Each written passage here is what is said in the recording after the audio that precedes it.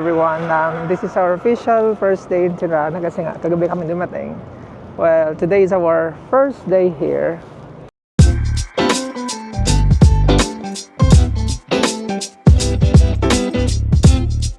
So we are in the Skanderbeg Square.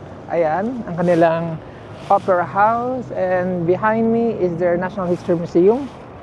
And yan is one of the nice building here. It's para siyang face ng tao. Yeah, so let's start. Ako maribiskin ako. Manininang mo rin dun yan. Bongs. Sung na. So Tirana is one of the majority Muslim population country in Europe. Accordingly, parang nasa 60% at ang Muslim population na here, and there's a lot of halal food here. It was a Muslim country because it was ano ba yan? They were under the Ottoman Empire before. And yan, meron dito ang I Love Tea, which stand for I Love Tirana. At here in Skanderbeg Square, ay meron din silang mosque. That's the like an Ottoman mosque, an old Ottoman mosque, you know. And on that side naman, ano naman yung church. So it's a very diverse community here in Tirana, and accordingly, this is one of the diverse and one of the peaceful country where people can live in peacefully. Ayun. So the reason why tinawag the Skanderbeg Square kasi nandito ang monument ni Lord Skanderbeg. So his original name was George Castrioti, but later on he became the national hero of Albania. Because he defended the Albanian from Ottoman Empire. Hence, he was called Skanderbeg, and it derives from Alexander the Great. So yun. And that's his statue here. So once you get here in Tirana, never miss to visit this Bancard 2. At dito malalaman kailang history. Yan, Bancard 2, the former anti-nuclear bunker of Ministry of Interior. All love.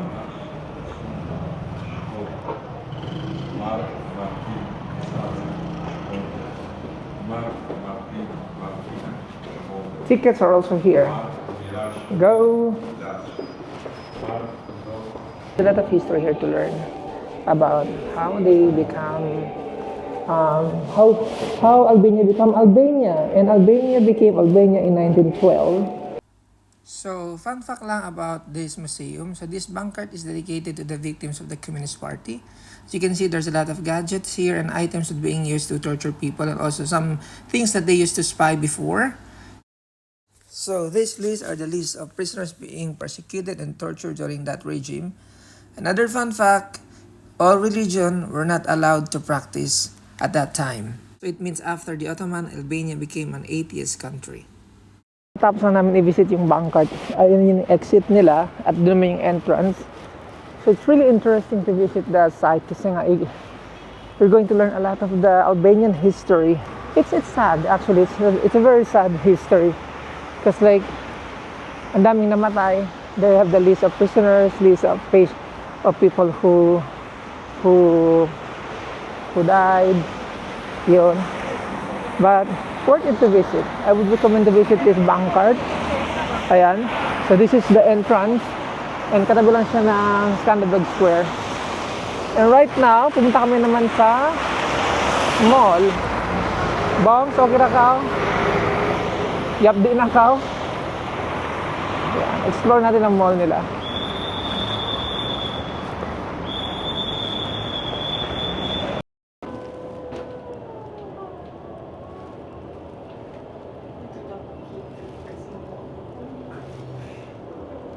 Yan.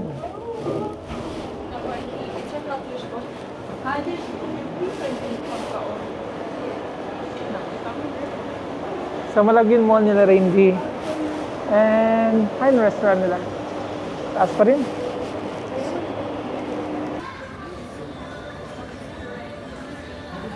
So lunch namin today is KFC. Itay na mo unin taste sim KFC rin di Albania. Kasi hindi rin kaya makaunod din diamon. Ihaw ako. Kumuna kita. Ayun ako. Namin mag-lunch dyan sa may mall and we are heading to the mosque here in Tirana. So ito yung isa sa pinakamalaking mosque nila.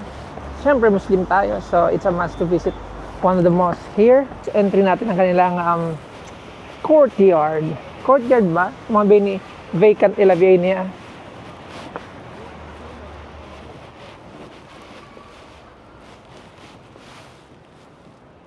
Sabi siya Masjid Istanbul. Sabi siya Blue Mosque. Ulan kasi kain na bangs. Kaya basain floor nila. Ayan yun yung main entrance nila, I think. Hindi.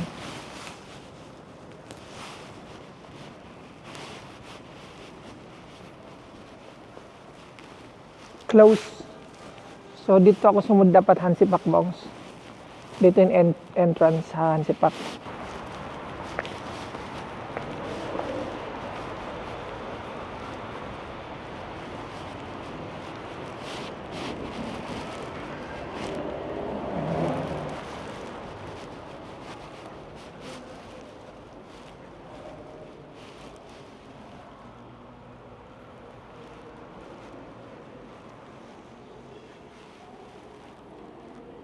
Here sa mosque at nagkasar na rin kami.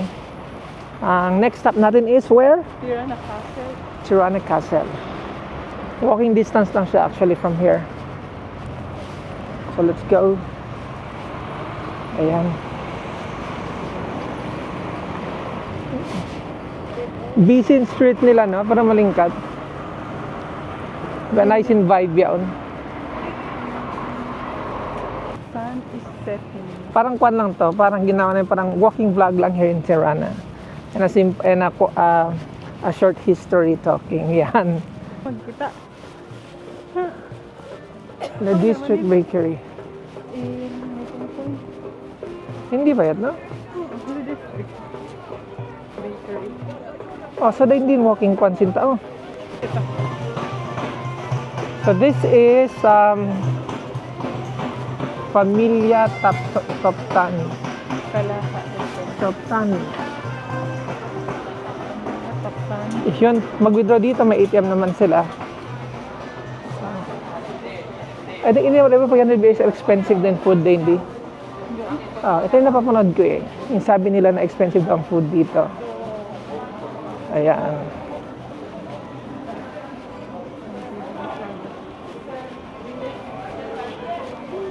Souvenir? Kaya ha? Made in Albania. Ini souvenir shop ata. See? Ang sila ko ano?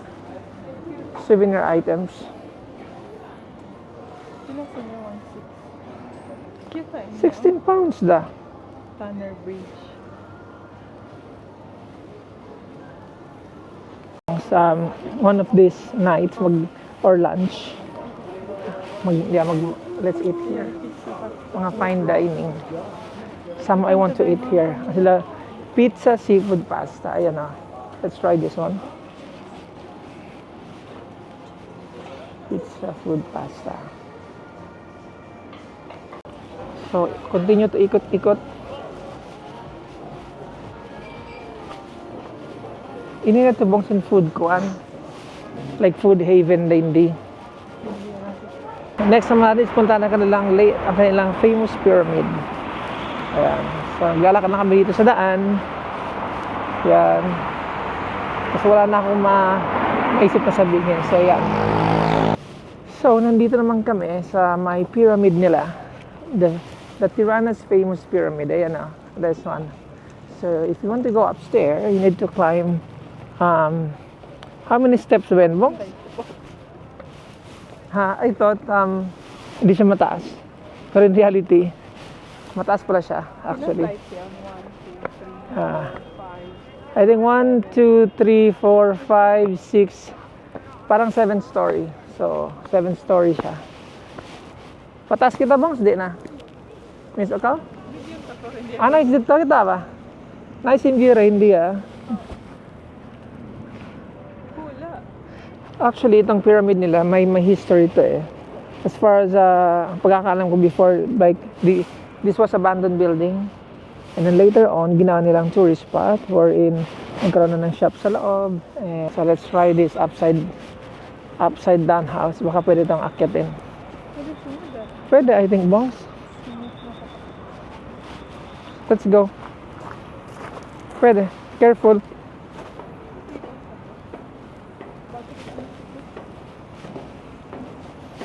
Ayan. If there's a will, there's a way, there's an alternative.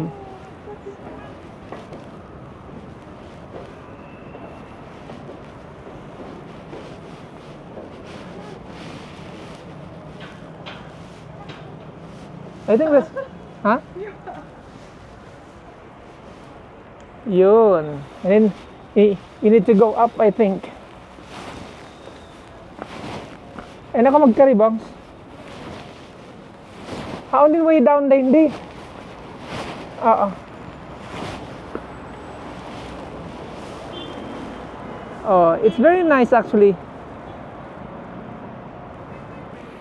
Oh, nice yung mga view right hindi ah.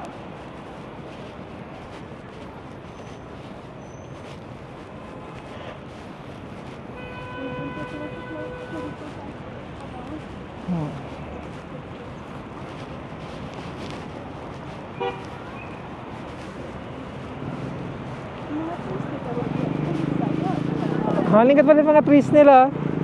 Unique. Biya iipat yun. Ha?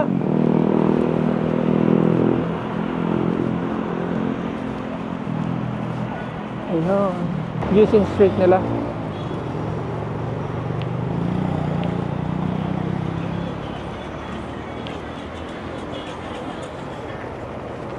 Ending our night here in our first day in Tirana dito sa may Muliri Cafe. Ayan. So I ordered for mocha and this dessert. Ito kaming pistachio and chocolate muffins. So ayan. So that's our vlog for today. Our first day in Tirana. And tomorrow naman we'll be going to Kruja inshallah. Yeah. Ayan. Don't forget to like my videos or else wala lang. Yun. Let's eat. Bon appetit.